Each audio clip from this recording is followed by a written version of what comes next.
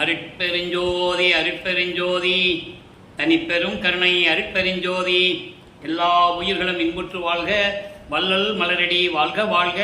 கொல்லா விரதம் குவளை எல்லாம் ஓங்குக, நல்லோர் நினைத்த நலம் பெறுக. நன்றி நினைத்த எல்லோரும் வாழ்க இசைந்து.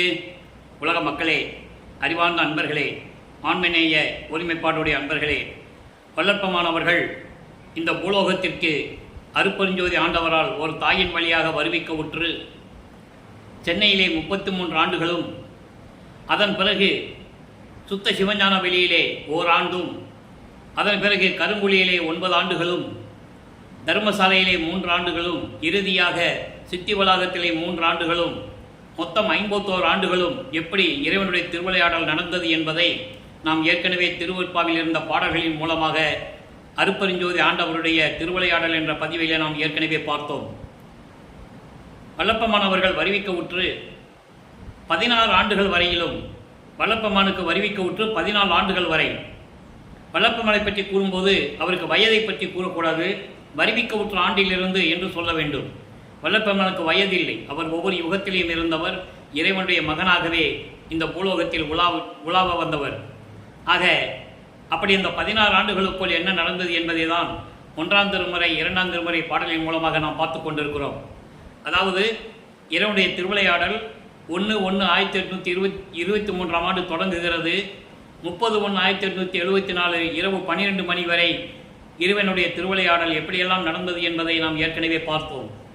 இந்த 51 ஆண்டு திருவிளையாடல்களை 8 ஆண்டுகளாக பிரித்து தன் மகனுக்கு எப்படியெல்லாம் அருளை கொடுத்தார் என்பதை தான் திருவருட்பாவிலிருந்தே பார்த்து கொண்டிருக்கிறோம். 1ஆம் திருமுறையும் 2ஆம் திருமுறையும் வல்லப்பமானவர்கள் வருவிக்க உற்ற 16 ஆண்டுகளுக்குள் உருவானது. அந்த 16 ஆண்டுகளுக்குள் சென்னையிலே, அதாவது 1824ஆம் ஆண்டிலிருந்து 1840 ஆண்டுகள் வரை இறைவனுடைய திருவிளையாடல் எப்படி நடந்தது என்பதையும் பிள்ளைப்பெருமானவர்கள் நமக்கு அருளிய திருவருட்பாவிலிருந்து 1ஆம் திருமுறை 2ஆம் திருமுறை பாடலுடைய விளக்கங்களின் மூலமாக நாம் தெளிவாக பார்த்து கொண்டிருக்கிறோம். அந்த வகையிலே 1ஆம் திருமுறையிலே 4வது பதிகம் சிவநேச வெண்பாவிலிருந்து 31வது பாடல் என்று பாடல் நல்லா கவனிங்க. இப்போ வல்லப்பமானவர்கள் இந்த பூலோகத்திற்கு ஒரு தாயின் வழியாக வருவிக்க உற்று பள்ளியிலே சேர்த்த காலத்தில் பள்ளியிலே படிக்க முடியாது என்று சொல்லி வந்து விட்டார். காரணம், இறைவனுடைய திருவிளையாடல் நடக்கிறது என்பதை நாம் ஏற்கனவே பார்த்து விட்டோம். முதல் 8 ஆண்டுகளிலும் எந்த விதமான இறைவனிடமிருந்து அருளை பெற முடியாமல் நமது குழந்தை இறைவன் பிள்ளை பெருமானவர்கள் எப்படி தவித்துக் கொண்டிருந்தார் என்பதை நாம் ஏற்கனவே பார்த்தோம். அப்போ அவருக்கு தெரியாது இந்த பூலோகத்துக்கு ஏன் வந்தோம், எதுக்காக பிறந்தோம் அப்படின்ற விவரம் அவருக்கு அப்போ தெரியாது.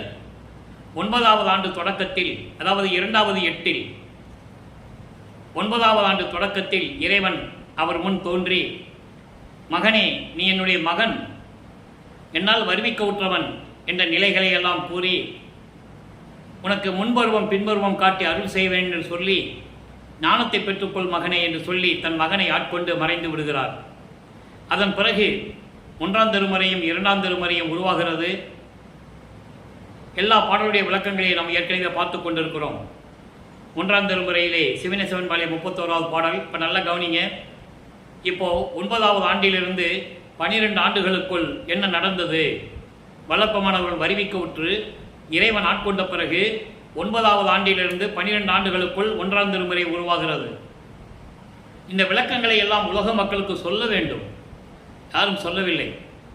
தன் மகனை சமயத்தின் தலைவனாகிய சிவபெருமானை ஏற்றுக்கொண்டு வழிபட செய்து, சமயங்களில் கூறப்பட்ட சங்கற்ப விகற்பங்களை மேற்கொண்டு, சங்கற்ப விகற்பங்கள் என்பது சைவ சமயத்தின் அடையாளமாகிய திருநீரை பூசிக்கொண்டும் உத்திராட்சமலை போட்டுக்கொண்டும் எப்படியெல்லாம் தன் மகனை ஆட்டுவிக்கிறார், திருவிளையாடல் செய்து கொண்டிருக்கிறார் என்ற நிலையை தான் நாம் பார்த்து கொண்டிருக்கிறோம். இப்போ ஆட்கொண்ட பிறகு 1ஆம் திருமுறை உருவாகிறது. சிவநேச வெண்பாவிலிருந்து 31வது பாடல். இப்போ நம்ம பிள்ளை பெருமானவர்களுக்கு இறைவனுடைய மகன் மட்டும் தெரியும், இறைவனுடைய மகன் தெரியும், இறைவனால் வருவிக்க உற்றவன் என்று தெரியும். மற்ற விவரங்கள் எதுவுமே தெரியாது. சுத்த சன்மார்க்கம் தெரியாது, அருட்பெருஞ்சாண்டவர் யாருன்னு தெரியாது. இப்போ சைவ சமயத்திலிருந்து வருவிக்க உற்றதனால் சைவ சமயத்தின் தலைவனாகிய சிவபெருமானை வழிபட்டு கொண்டு சரியை கிரியை யோகம் என்ற 3 நிலைகளில் இருந்து கொண்டிருக்கிறார். அந்த 12 நிலைகளில் சரியை என்பது தான் யாரை நினைக்கிறோமோ அந்த தலைவனை உருவகப்படுத்தி பாடுவது, கிரியை என்பது அந்த உருவத்திற்கு சடங்குகள், பழக்க வழக்கங்கள், அதாவது ஊதுவத்தி கொளுத்துவது, தேங்காய் உடைப்பது, பழம் வைத்து மந்திரங்கள் சொல்லி வழிபடுவது. அதே நிலையில் சிவபெருமானை நமச்சிவாயா சிவாய நம என்று சொல்லி வழிபட்டு கொண்டிருக்கிறார். அந்த நிலையை பார்த்து கொண்டிருக்கிறோம். நல்லா கவனிச்சிட்டு வரணும். ஏன்னா வளர்ப்பமான அவர்களை 203 ஆண்டுகளாக வளர்ப்பமானவர்கள் வருவிக்க விட்டு 203 ஆண்டுகள் முடிஞ்சு போச்சு. அவருடைய அருள் நிலையையும் அவர் எப்படிப்பட்டவர், ஏன் இந்த பூலோகத்திற்கு வருவிக்க விட்ட நிலைகளையும் மக்களிடம் விளக்கமாக சொல்ல வேண்டும். அதுதான் இந்த வள்ளலார் ஊழியன் பாடலுடைய விளக்கங்களை உங்களுக்கு கூறிக்கொண்டிருக்கிறேன். சோர்வு அடைத்து சோறு என்றால் தொண்டை விக்கிக் கொண்டு நடு மார்பு அடைத்து சாவுகினும் மானன்றே சீர்படைக்க எண்ணுவார் என்னும் இறைவ நின் தாள் ஏத்தாது உண்ணுவார் உண்ணும் இடத்து. அதாவது மக்களுடைய நிலைகளை கூறுகிறார். தனக்கு சோறு கிடைச்சா போதும், வயிறு நிறைய சாப்பிட்டு தொண்டை விக்கி செத்தாலும் பரவாயில்லை, இறைவனுடைய திருவடியை நினைப்பதில்லை என்ற நிலையை உலக மக்களுக்கு அறிவுறுத்துகிறார். இந்த பாட்டை விளக்கம் பாருங்க. இறைவா, உன்னுடைய திருவடியை நினைக்காமல், உன்னுடைய திருவடியை வணங்காமல் மனம் சோர்ந்த நிலையிலும் கூட சோறு என்றால் தொண்டை விக்கிக் கொண்டு மார்பு அடைத்து செத்தாலும் பரவாயில்லை என்று நினைப்பவர்களும் உண்டு. வயிறு முடைக்க, மார்பு அடைக்க, செத்தாலும் பரவாயில்லன்னு சொல்லிட்டு சோத்த திங்கிறது. முடியாட்டா கூட பரவாயில்ல, அதான் சோர்வு அடைத்து, முடியாட்டாலும் பரவாயில்ல, சோத்த பார்த்த உடனே இந்த மாதிரி நினைப்பவர்களும் உண்டு. உன்னுடைய அருளை பெற வேண்டும் என்று நினைப்பவர்கள் சாப்பிடுவதற்கு முன் உன் திருவடியை போற்றி வணங்குவார்கள் என்று இந்த பாடலிலே கூறியிருக்கிறார். அதாவது இறைவனுடைய நாமத்தை நினைத்து போற்ற வேண்டும் என்று கூறுகிறார். நல்லா கவனிச்சுக்கிட்டே வரணும். இப்போ அவர் சிவபெருமானை பற்றி தான் சொல்லுவார். அவருக்கு தெரிஞ்சதெல்லாம் சிவபெருமானே, தியாகராஜ பெருமானே, நமச்சிவாயா சிவாய நம, இதான் அவருக்கு தெரியும். மீதியெல்லாம் மறைப்பு நிலையில் இருக்கிறது. அதை தான் நம்ம அப்போ இருந்தது எப்படி, சுத்த சன்மார்க்கத்து வாங்கினது எப்படின்றதை வேறுபடுத்தி உலக மக்களுக்கு சொல்லிக்கிட்டு இருக்கோம். அதுக்காக தான் அவர் பூமியிலே உலாவ விட்டு அருப்பஞ்சாண்டவர் தன் மகனை உலாவ விட்டு செய்து கொண்டிருக்கிறார், திருவிளையாடல் செய்து கொண்டிருக்கிறார். ஆக ஒவ்வொரு மனிதனும் இறைவனுடைய திருவடியை நினைக்க வேண்டும். சாப்பிடுவதற்கு முன்னால் இறைவனுடைய திருவடியை போற்றி வணங்கி சாப்பிட தொடங்க வேண்டும். இறைவனை போற்றி வணங்க வேண்டும் என்ற நிலையில் இந்த பாடலை நமக்கு அள்ளியிருக்கிறார்கள். இப்போ 9வது ஆண்டிலிருந்து 12 ஆண்டுகளுக்குள் இந்த நிலை அவருக்கு. 13வது ஆண்டு தொடக்கத்தில் இவருக்கு 13வது ஆண்டு தொடங்குது. உலகையில் சொல்லுவாங்களே 13வது வயசு பிறக்குதுன்னு சொல்லி. ஆனால் வல்லற்பவனை பற்றி சொல்லும்போது சொல்லக்கூடாது. அவருக்கு வயது இல்லை. ஒவ்வொரு யுகத்திலையும் இருந்தவர் இறைவனுடைய மகன். எல்லாருக்கும் வயதளவு உண்டு. பிரம்மனுக்கு உண்டு, திருமாலுக்கு உண்டு, ருத்திரனுக்கு உண்டு, வல்லற்பெருமானுக்கு கிடையாது. அதெல்லாம் நீங்கள் புரிஞ்சுக்கணும். இப்போ 13வது ஆண்டு தொடக்கத்தில் இறைவனிடம் ஞானத்தை பெற்றார் அல்லவா. அதன் பிறகு இறைவனிடம் அருளை எப்படியாவது பெற வேண்டும் என்ற ஒரு எண்ணத்தில் தாங்கள் குடியிருந்த பகுதியிலிருந்து, அதாவது சென்னையிலே ஏழுகிணர் பகுதியில் இருக்கின்ற வீராசாமி முதலியார் தெரு, அதுக்கு அந்த இடத்துக்கு இப்போ பேர் வள்ளலார் நகர். வள்ளலார் அங்கே இருந்ததனால், தோன்றும் துணையாக இருந்ததனால் அந்த இடத்திற்கு வள்ளலார் நகர் என்ற பெயர் ஏற்பட்டது. அங்கிருந்து நமது பிள்ளை பெருமான் அவர்கள் 13வது வயதில் நமது குழந்தை இறைவன் கால் வலிக்க நடந்து செல்ல வேண்டும். கால் வலிக்க நடந்து திருவொற்றியூருக்கு செல்லுகிறார். அங்கே தியாகராஜனை பற்றி பாடுகிறார். என்னென்ன நிலைகளெல்லாம் நடந்தது என்பதை பாடலின் மூலமாக பார்த்து கொண்டிருக்கிறோம். அந்த வகையில் பார்க்க வேண்டிய பாடல் 2ஆம் திருமுறை 33வது பதிகம் எதிர்கொள் 10. ஏற்கனவே நாம் சில பாடலுடைய விளக்கங்களை அருட்பெருஞ்சானுடைய திருவிளையாடல் என்ற பதிவிலே நாம் பதிவு செய்திருக்கிறோம். மீதி இருக்கின்ற பாடலுடைய விளக்கங்களை உலக மக்களுக்கு சொல்ல வேண்டும். அது இறைவனுடைய கட்டளை. அதனால் இந்த வள்ளலார் ஊழியன் அந்த விளக்கங்களை உங்களுக்கு கூறிக்கொண்டிருக்கிறேன். காரணம், வள்ளற்பெருமானுடைய நிலை எந்தெந்த காலகட்டங்களில் எப்படி இருந்தது என்பதை உலக மக்களுக்கு தெரியப்படுத்த வேண்டும். சும்மா பிறந்தாரு, வந்தார், ரோட்டில் சுற்றினார், போனார், மாங்காய் மரத்துக்கடியில் நின்னார், போனார், நிழலுக்கு படுத்து தூங்கினார், அப்படிலாம் சொல்லக்கூடாது. திருவருட்பாவின் பாடலின் மூலமாக அவருடைய நிலையை உலக மக்களுக்கு எடுத்து சொல்ல வேண்டும். அந்த வகையிலே பதிகம் 33 எதிர்கொள் 10 இன்றைய 9வது பாடல். எதிர்கொள் 10 என்பது அவர் மன உறுதியுடன் கூறுகிறார், இன்னைக்கு இரவில் எப்படியாவது இறைவனை நேரில் சந்தித்து எனக்கு ஏன் அருளவில்லை என்று நான் கேட்க வேண்டும் என்ற ஒரு உறுதியோடு இருக்கிறார். அந்த நிலையில் இந்த பாடலை நாம் பார்க்க போகிறோம். பாடலை நல்லா கவனிங்க. வளம் கொள்ளும் தில்லை பொன்மன்று உடையானை, வளம் கொள்ளும் தில்லை பொன்மன்று உடையானை, வானவர் சென்னியில் மாணிக்கம் தன்னை, வானவர் சென்னியில் மாணிக்கம் தன்னை, கலங்கமில்லா கருத்து உடையானை, கற்பனை முற்றும் கடந்து நின்றானை, உளம் கொள்ளும் எந்தன் உயிர் துணையானை, உளம் கொள்ளும் எந்தன் உயிர் துணையானை, உண்மையை எல்லாம் உடையவன் தன்னை, இளம் பிறை சூடிய செஞ்சடையானை, இன்றைய இரவில் எதிர்ந்து கொள்வேனே. இன்னைக்கு அவனுடைய வருகையை நான் கண்டிப்பாக எதிர்பார்த்து நின்று கொண்டிருக்கிறேன் என்ற நிலையில் இந்த பாடலை நமக்கு அருளி இருக்கிறார்கள். உலக மக்களுக்கு தெரிவிக்க வேண்டும். ஒவ்வொரு காலகட்டத்திலும் நமது பிள்ளை பெருமானவர்கள் எப்படி இருந்தார், அதுதான் திருவருட்பா. திருவருட்பா என்பது பிரபஞ்சத்தின் ரகசியங்களை கூறுவது, தான் பெற்ற இறைவனிலிருந்து பெற்ற அனுபவங்களை உலக மக்களுக்கு கூறுவது, அருட்பெருஞ்சோதி யார், அருட்பெருஞ்சோதி ஆண்டவர் யார் என்ற நிலையை கூறுவது, சமயங்களையும் மதங்களையும் மார்க்கங்களையும் கடந்த இறைவன் என்று சொல்ல வேண்டும். அதற்காக தனது மகனை சமய நெறிகளையும் மார்க்க நெறிகளையும் மத நெறிகளையும் பின்பற்ற செய்து கொண்டிருக்கிறார் இறைவன் என்ற நிலையை நீங்கள் புரிந்து கொள்ள வேண்டும். இப்போ பாடலை விளக்கம் பாருங்க. வளம் கொள்ளும் தில்லை பொன்மன்று உடையானை, அருளோடு விளங்கக்கூடிய தில்லை அம்பலத்திலே, தில்லை அம்பலம் என்பது திருச்சிற்றம்பலம், அங்கதான் அதுக்கு தான் இங்கே தில்லைன்னு ஒரு பேர் வந்தது, சிதம்பரம் என்ற ஊர் வந்தது, பேர் வந்தது. வளம் கொள்ளும் தில்லை பொன்மன்று உடையானை, திருச்சிற்றம்பலத்திலே இருக்கின்ற அருளோடு விளங்கி கொண்டிருக்கின்ற அம்பலத்தில் இருக்கின்ற இறைவனை, திருச்சிற்றம்பலத்தில் இருக்கின்ற இறைவனை, வானவர் சென்னியில் மாணிக்கம் தன்னை, தேவர்களெல்லாம் போற்றி வணங்கக்கூடிய மாணிக்கம் போன்ற இறைவனை. எப்படி மாணிக்கத்தை தலையிலே கிரீடத்திலே சூட்டிக் கொள்வோமோ அதுபோல வானவர்கள் தேவர்கள் இறைவனை போற்றி வணங்கிக் கொண்டிருக்கின்றார்கள். அப்படிப்பட்ட மாணிக்கம் போன்ற இறைவனை, கலங்கமில்லா கருத்து உடையானை, குற்றமில்லா உள்ளம் கொண்டவனை, வஞ்சகமில்லா உள்ளம் கொண்டவனை, சூது இல்லா உள்ளம் கொண்டவனை, எப்படி வேணால் நீங்கள் பொருளெடுத்துக்கலாம். அப்படிப்பட்ட இறைவனை, கற்பனை முற்றும் கடந்த இறைவனை, கற்பனைகளை முற்றும் கடந்த இறைவன். ஏன் அதை சொல்றாரு கற்பனை? நீங்க மகாதேவமலை வரும்போது இந்த விளக்கம் உங்களுக்கு கிடைக்கும். இப்போ மனசுல வச்சுக்கங்க, கற்பனை எல்லாம் கடந்த இறைவனை. இறைவனை இப்படிதான் இருக்கிறாரு அப்படிதான் இருக்குன்னு கற்பனை பண்ண முடியாது. அதையெல்லாம் கடந்த இறைவன். அது மகாதேவமலை விளக்கம் சொல்லும்போது உங்களுக்கு இந்த விளக்கம் முழுசாக கிடைக்கும். இப்போ இதை மட்டும் நீங்கள் மனசில் வச்சுக்கிட்டா போதும். கற்பனை எல்லாம் கடந்தவனை, கற்பனை பண்ண முடியாத இறைவன். யாரும் இறைவனை பற்றி கற்பனை பண்ண முடியாது. அப்படிப்பட்ட இறைவனை, உளம் கொள்ளும் எந்தன் துணையானை, என் உள்ளத்தில் விளங்கி கொண்டிருக்கின்ற என்னுடைய துணை போன்ற இறைவனை, எனக்கு துணையான இறைவனை, என்னுடைய துணையான இறைவனை. நல்லா கவனிக்கணும்.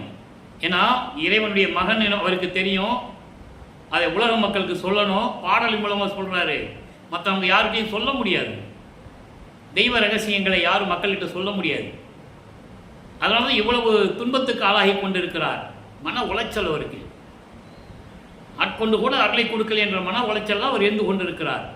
அப்படிப்பட்ட இறைவனை, உண்மையை எல்லாம் உடையவன் தன்னை, பிரபஞ்சத்தின் உண்மைகளை எல்லாம் கொண்ட இறைவனை, அப்படிப்பட்ட இறைவனை இன்றைய இரவில் நான் எதிர்ந்து கொள்ளுவேனே.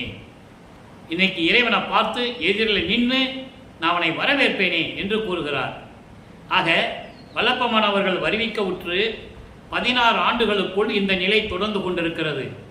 இறைவனுடைய மகன் தெரியும், இறைவனிருந்து எந்த அருளையும் பெற முடியவில்லை. இதனால் அவருக்கு ஏற்பட்ட சங்கடங்கள். பள்ளிக்கூடத்தில் படிக்க முடியாதுன்னு வந்துட்டாரு. ஒரு குழந்தைய பள்ளிக்கூடத்தில் சேர்த்துட்டு படிக்க முடியாதுன்னு வந்தால் அந்த குழந்தைக்கு எவ்வளவு நெருக்கடி இருக்குன்றது நமக்கு தெரியும். உலகியலிலே எவ்வளவு பிரச்சனைகள் இருக்குன்னு தெரியும்.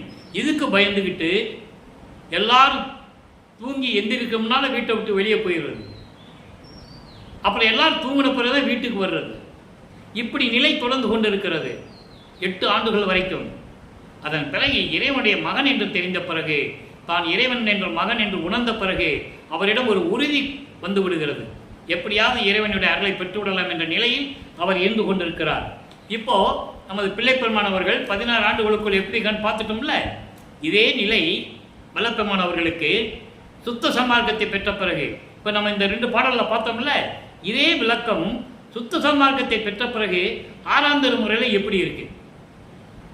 வல்லப்பெருமான் அவர்கள் 33 ஆண்டுகள் கழித்து இந்த பூலோகத்திற்கு வருவிக்க உற்று 33 ஆண்டுகள் இந்த பூலோகத்திலே உலாவிக் கொண்டிருக்கிறார். சமயங்களை பின்பற்றி கொண்டிருக்கிறார். அவர் சூறப்பட்ட சங்கற்ப விகற்பங்களில் ஈடுபட்டு கொண்டிருக்கிறார். அந்த நிலையில் 33வது ஆண்டிற்கு பிறகு தன் தந்தையிடம் சுத்த சன்மார்க்கத்தை பெற்ற பிறகு அவருடைய நிலை என்ன என்பதை இப்போ நம்ம பார்க்க போகிறோம். ஆறாந்து ஒப்பிட்டு பார்க்க போகிறோம். ஏன்னா அதை சொல்லணும். ஏன்னா இதுவரைக்கும் என்ன சொல்லிட்டு இருக்காங்கன்னா, வல்லப்பெருமானை பற்றி பேசுகின்றவர்களும் சரி, பல நூல்களையும் எழுதியிருக்கிறார்கள் அவர்களும் சரி, அவரும் அப்படிதான் இருந்தார் அப்படிதான் இருந்தார் அப்படிதான் இருந்தார் அப்படின்னு சொல்லிட்டு போனாங்களே தவிர, போற போக்கில் சொல்லிட்டு போயிடுறது. அவருடைய நிலை என்ன, எப்படி இருந்தது, அந்த நிலையை உலக மக்களுக்கு சொல்ல வேண்டும். 6ஆம் திருமுறையிலே 48வது பதிகம் ஆண்டு அருளிய அருமையை வியத்தல். 9வது ஆண்டிலே தனது மகனை ஆட்கொண்டது ஒரு விதம். சொல்லுவார், தெருவில் நான் விளையாண்டுகிட்டு இருந்தேன், என்னை ஆட்கொண்டு உன்னை பாட வைத்தாயே என்று கூறுவார். பாடுகின்ற ஆற்றலை கொடுத்து என்னை பாட வைத்தாயே என்று கூறுவார். அதே பிள்ளைப்பெருமான் அவர்கள் சுத்த சன்மார்க்கத்தை பெற்ற பிறகு என்னை இறைவன் ஆண்டு கொண்ட நிலையை வியந்து, தன்னை ஆண்டு கொண்ட நிலையை வியந்து உலக மக்களுக்கு சொல்லுவது. அந்த வேறுபாடை நீங்க பார்த்துக்கணும். ஏன்னா அவர் சிவபெருமானை கும்பிட்டாரு, அப்படிதான் இருந்தாரு அப்படிதான் இருந்தாருன்னு சொல்லிக்கிட்டே இருக்கக்கூடாது. அது ஒரு நிலை. அதாவது அகவல்ல தெளிவாக சொல்றாரு, முத்தி என்பது நிலை முந்தொரு சாதனம். அத்தகைய என்றார் புரிஞ்சோதி, முந்தொரு சாதனம். முத்தி என்பதற்கு அதற்கு மேலே ஒரு நிலை இருக்கிறது. அந்த நிலையை அடைவதற்கு இது ஒரு சாதனம், இது ஒரு படிக்கல். சித்தி என்பது நிலை சேர்ந்த அனுபவம். அது சுத்த சன்மார்க்கத்தை பெற்ற பிறகு அந்த நிலையை உலக மக்களுக்கு விளக்கமாக சொல்ல வேண்டும். இப்போ 48வது பதியத்தில் என்ன சொல்றாரு பாருங்க, மறைமுடி விளங்கும் பெரும் பொருள் என்கோ. அங்க என்ன சொன்னாரு, தேவர்களின் கிரீடத்திலே இருக்கின்ற மாணிக்கம் போன்ற இறைவன் என்று சொன்னார். இங்க என்ன சொல்றாரு, மறைமுடி விளங்கும் பெரும் பொருள் என்கோ, மண்ணும் ஆகம பொருள் என்கோ, குறை முடித்து அருள் செய்யும் தெய்வமே என்கோ, குணப்பெரும் குன்றமே என்கோ. அடுத்து சொல்லுவார் பாருங்க, பிறைமுடி கனிந்த பெருந்தகை என்கோ. அங்க இளம்பிறை சூடிய இறைவன் என்று சொல்லுவார். சிவந்த சடையிலே பிறை சந்திரனை சூடிய சிவபெருமான் என்று சொல்லுவார். எங்கே சமயங்களில் இருக்கும்போது.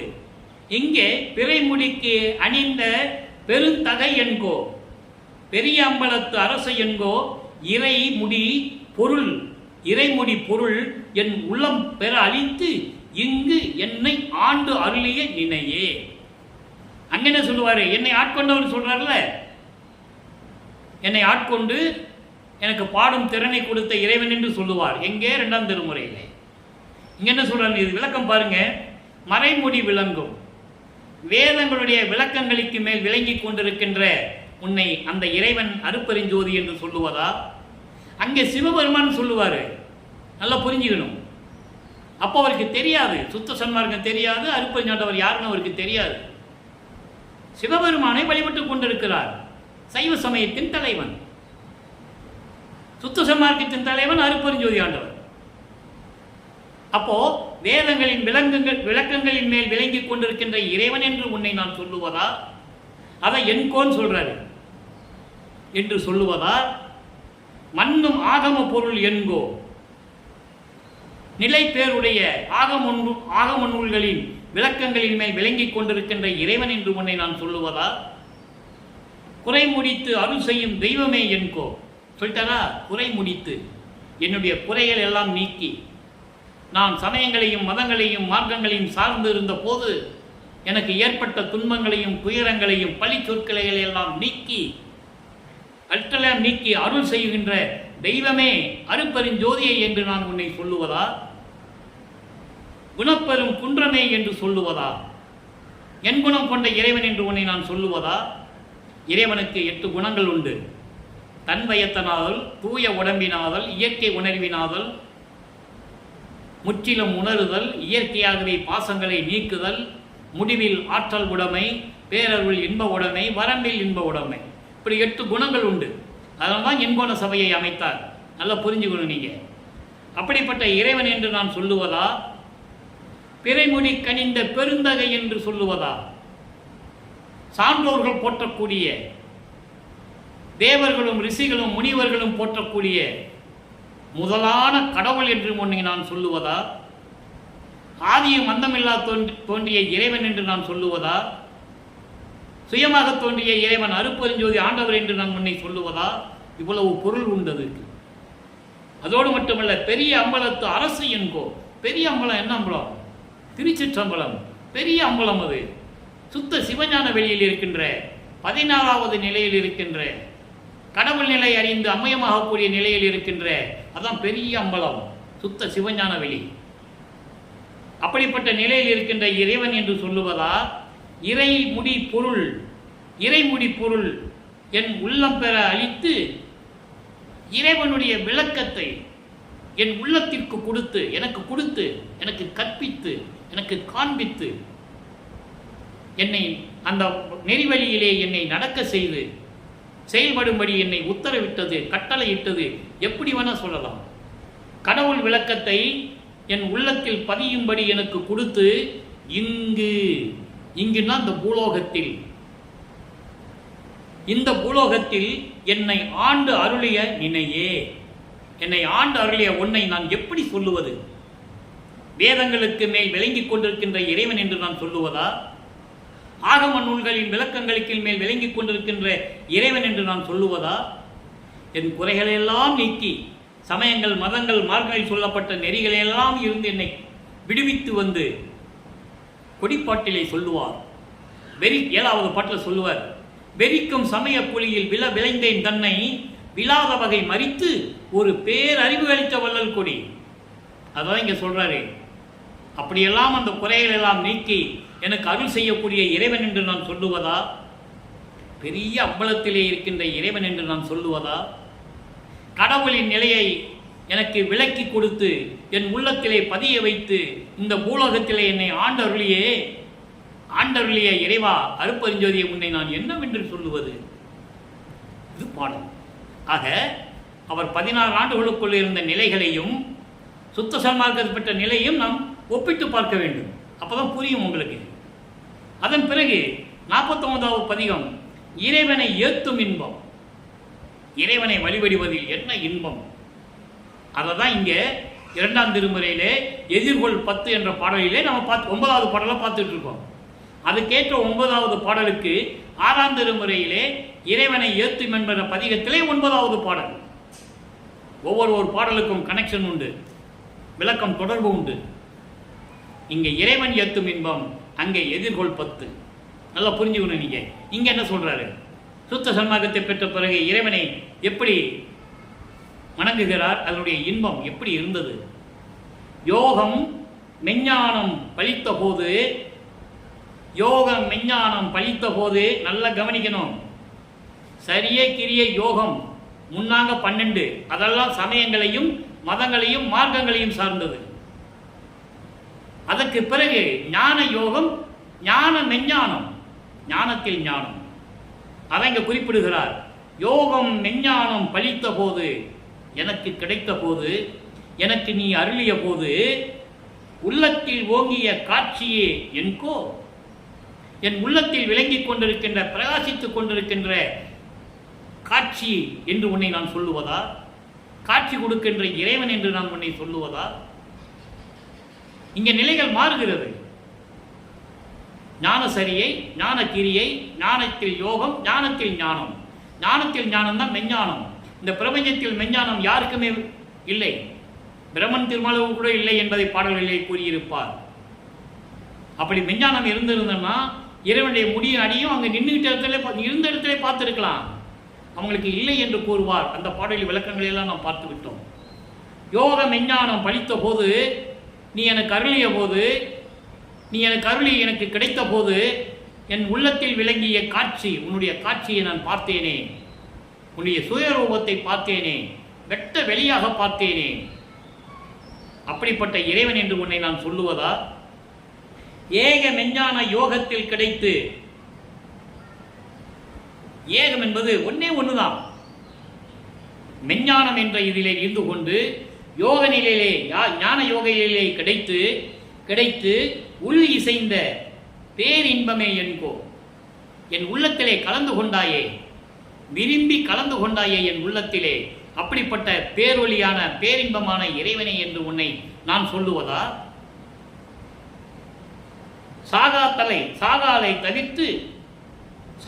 தவிர்த்து எந்தனை வாழ்விக்க சார்ந்த சர்க்குரு மணி என்கோ. சாகலை என்பது இறப்பு.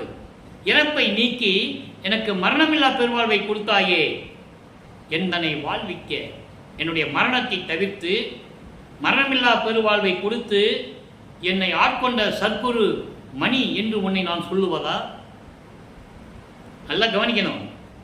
சமயங்களையும் மதங்களையும் மார்க்கங்களையும் சார்ந்திருந்த போது அவருக்கு இந்த நிலை இல்லை. அதான் பேர் உபதேசத்தில் நம்ம பார்த்தோம், ஏற்கனவே பதிவு பண்ணியிருக்கோம். எனக்கு அந்த லாபம் அப்போ எனக்கு இல்லைன்னு சொல்லுவார். அப்படின்னா எனக்கு அருள் கிடைக்கவில்லை என்று சொல்லுவதற்காக அப்பெல்லாம் எனக்கு அந்த லாபம் கிடைக்கலன்னு சொல்லுவார். எந்த லாபமும் எனக்கு கிடைக்கல. சமயங்களையும் மதங்களையும் மார்க்கங்களையும் சார்ந்திருந்த போது எனக்கு எந்த லாபமும் கிடைக்கல.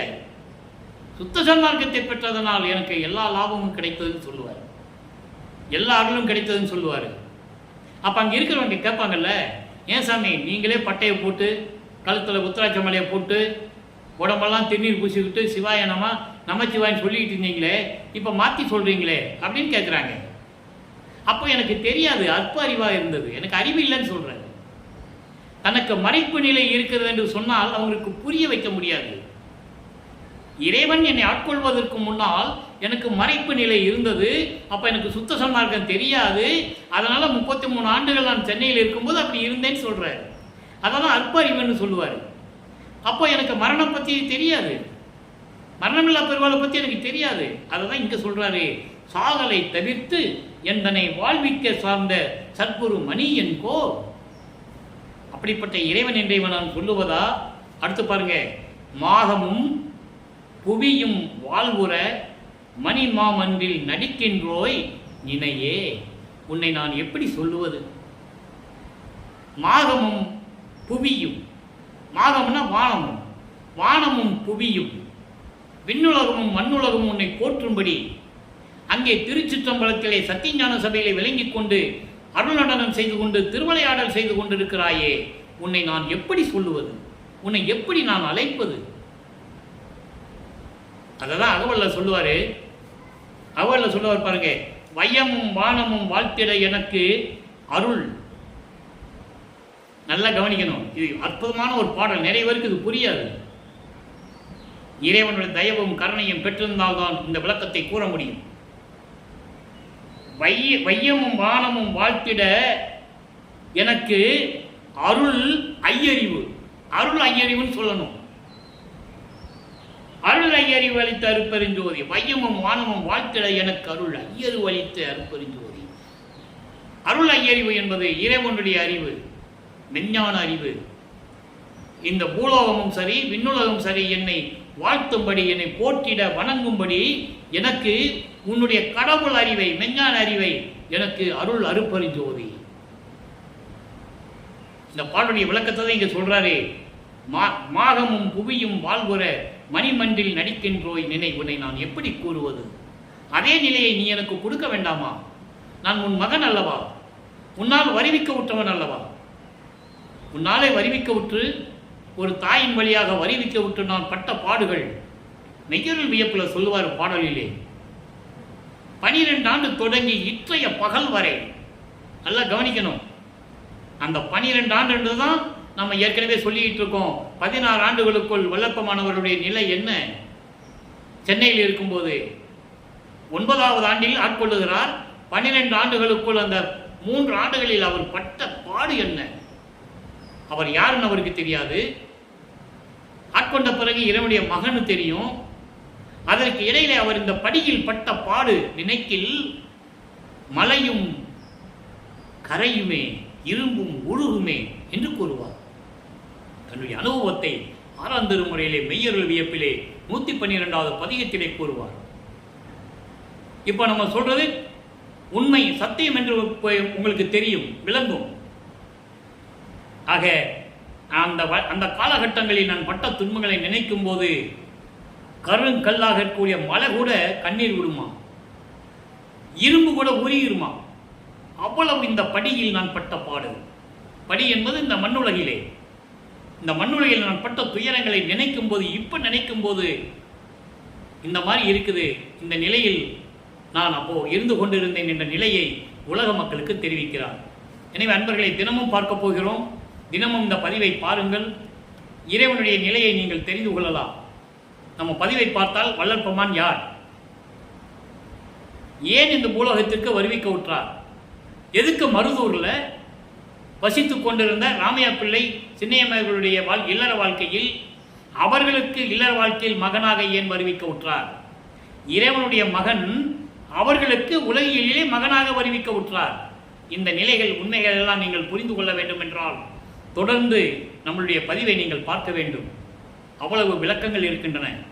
எனவே அன்பர்களே, நீங்களெல்லாம் சுத்த சன்மார்க்கத்தில் இணைந்து சாதி மதமும் சமயமும் கடந்த இறைவன் அருட்பெருஞ்சோதி ஆண்டவர், அவரை வணங்கி ஜோதி வடிவில் இருக்கிறார். அந்த இறைவனை வணங்கி கொலையும் புலையும் தவிர்த்து சைவ நெறியில் இருந்து கொண்டு, புலை என்பது மாமிசத்தை உண்ணுவது, தீய செயல்களை செய்வது, உயிர்களை கொலை செய்வது. இந்த நிலையிலிருந்து நீங்கள் மாற வேண்டும். உயிர் இறக்க இருக்க வேண்டும், ஜீவகாருண்ய ஒழுக்கம் இருக்க வேண்டும், உயிர்கள் மேல் தயவும் கருணை இருக்க வேண்டும். அந்த நிலையை நீங்கள் உருவாக்கி கொண்டு சுத்த சன்மார்க்கத்தில் இணைந்து சுத்த சன்மார்க்க நெறிகளை பின்பற்றி கொண்டு ஜோதியை வழிபட்டு அருட்பெருஞ்சோதி அருட்பெருஞ்சோதி தனிப்பெருங்கருணை அருட்பெருஞ்சென்ற மகாமந்திரத்தை சொல்லி இறைவனுடைய செல்வங்களையெல்லாம் நீங்கள் பெற்றுக்கொள்ளலாம். இறைவனுடைய அருளையும் பெற்றுக்கொண்டு நீங்கள் நோயற்ற வாழ்வில், மரணமில்லா பெருவாழ்வில் நீங்கள் வாழ வேண்டும் என்று இறைவனுடைய தயவோடையும் கருணையோடையும் இறைவனுடைய வள்ளலார் ஊழியன் நான் கேட்டுக்கொண்டு விடைபெறுகிறேன். மீண்டும் நாளை சந்திப்போம். நன்றி, வணக்கம். அருட்பெருஞ்சோதி அருட்பெருஞ்சோதி தனிப்பெரும் கருணை அருட்பெருஞ்சோதி. தினமும் பதிவை பாருங்கள். வள்ளற்பெருமானுடைய அருள்நிலையை நீங்கள் தெரிந்து கொள்ளுங்கள். இறைவனுடைய அருள்நிலைகளை எல்லாம் நீங்கள் பெற்றுக்கொள்ளுங்கள்.